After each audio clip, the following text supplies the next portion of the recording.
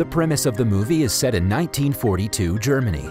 Friedrich Weimer is the son of a poor factory worker. He recently graduated from high school and wants to study further, but the financial condition of their family doesn't allow it. His father hopes that one day Friedrich will be a higher-level factory worker and make a better living than him. Other than doing small jobs, Friedrich loves to box. He trains in the town's local gym and is quite skillful. One morning, a boxing trainer and teacher of a Nazi school, Napola, brings his students to the boxing center. Friedrich is made to fight a student who's a professional boxer. He shows great skills in the fight that impresses the trainer. He manages to beat the opponent to the ground, but the win is only ensured when he knocks him out. In the last second, Friedrich feels bad for the opponent and loses the match. Although he wasn't the victor, he managed to catch the trainer's attention. The man asks him to apply for Napola since he has the physique and good health to get in. Initially, Friedrich is reluctant because his father is anti-Nazi. However, if he graduates from Napola, he will be one of the elite soldiers who will never have to worry about money. In the afternoon, he goes to the application center where his health and speech are checked. After confirming that he qualifies in every aspect, the officers approve him. Now all he has to do is get a consent signature from his father and he will be admitted to the most prestigious academy in Germany. Friedrich returns home late that day and shows his father the papers. The man bluntly refuses to sign them and orders Friedrich to forget such absurd ideas. Friedrich has a little brother who he loves dearly. He helps him take a bath while telling him what happened that day. After that, their father takes a bath in the same water to save money. Friedrich is informed that he'll be sent to a learning program next month. His father's afraid he'll make a stupid decision in a hurry and is eager to steer him away from the Nazis. At night, Friedrich talks to his brother and says goodbye before forging his father's signature and running away from home. In the morning, his parents find a letter that says he's going to Allenstein to join Napola. His father is so mad that he breaks Friedrich's bicycle in anger. Somewhere else, Friedrich hitchhikes to Allenstein and finally reaches the academy. It looks like a castle out of a movie that leaves him speechless. The trainer welcomes him in and introduces him to his roommate, Christoph. Christoph shows him around, teaches him how to arrange things in the closet, and asks him to come down to the auditorium in 15 minutes. When Friedrich wears the uniform for the first time, he cannot help but smile to himself. In the assembly, the head director of the academy welcomes all the cadets and addresses them as the future elites. Throughout the speech, Friedrich has a subtle smile on his face. He knows that he made the best decision of his life and is hopeful for the future. After the assembly, Christoph introduces him to the rest of their roommates, namely Heffe, Jaden, and Siggy. All of them are friendly and welcoming. Suddenly, a senior student and supervisor, Jauha, barges in. He orders Friedrich to do 100 push-ups for his wardrobe not being organized. The trainer sees this and stops the commotion. At night, Friedrich can hardly fall asleep. He sees that the bed next to him is empty and tries asking Christoph about it, but it turns out that they're not allowed to talk after the lights are out. In the morning, they're joined by the sixth roommate, Albrecht Stein. He is the son of the city's governor and is acquainted with many high-profile officers. Albrecht is the least interested in being a soldier, but loves to write poems and essays. He helps Friedrich make his bed properly, after which they become friends. Then they're trained by the cruel instructor, Karl.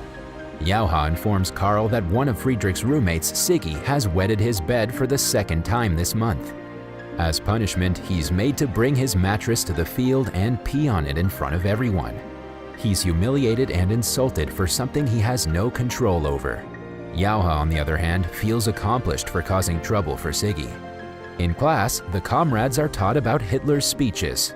They evaluate his words and write essays about his wisdom. Darwin's theory of survival of the fittest is advocated as a natural way of life.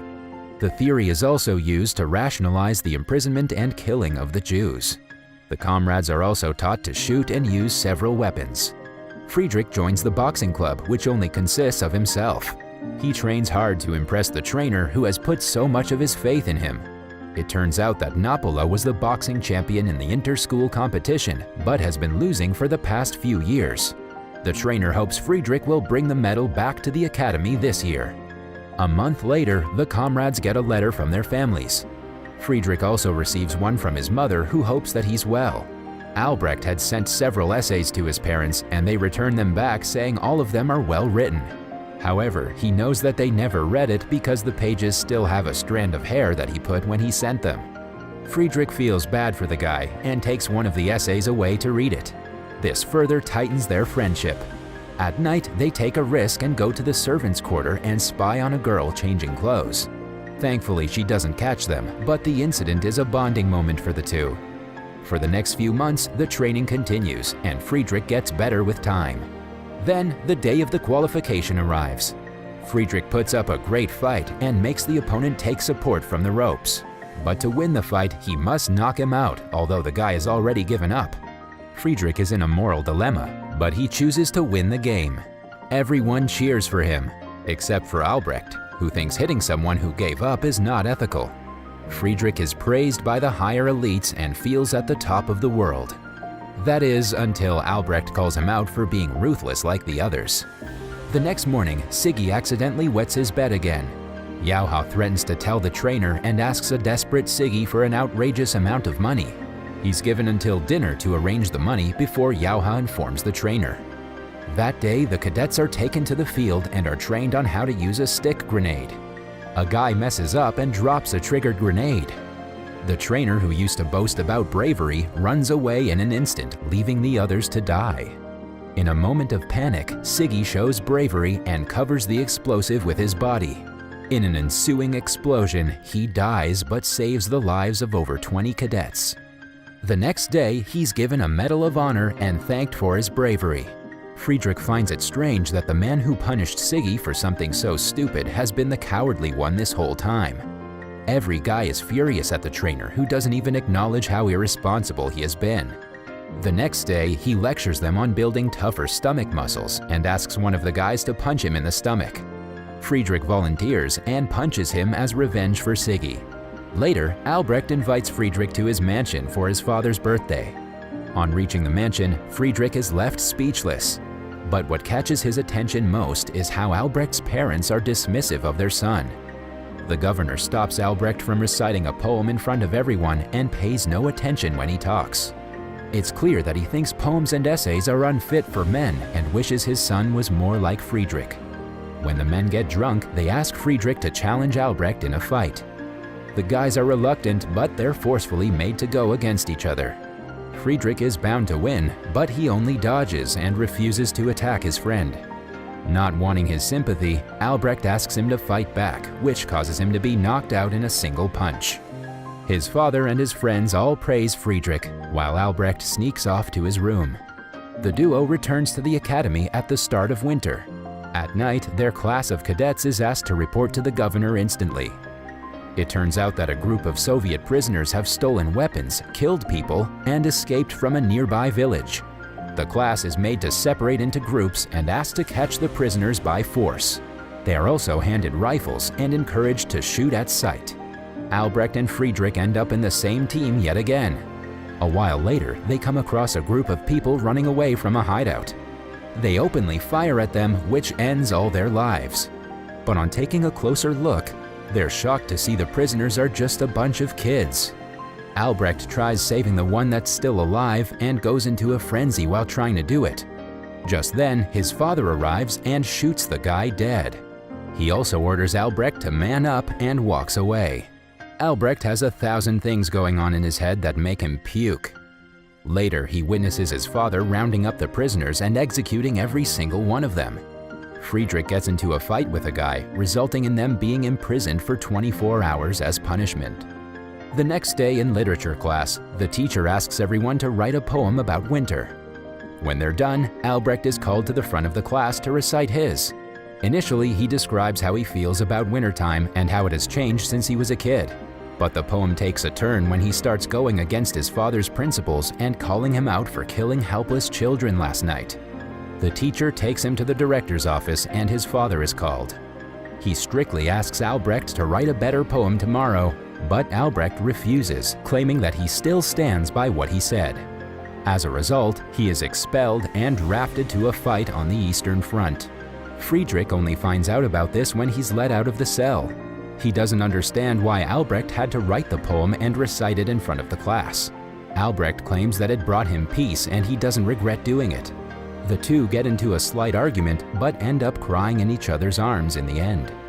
For the next training, the cadets are made to go into a hole on a frozen lake and come out through another.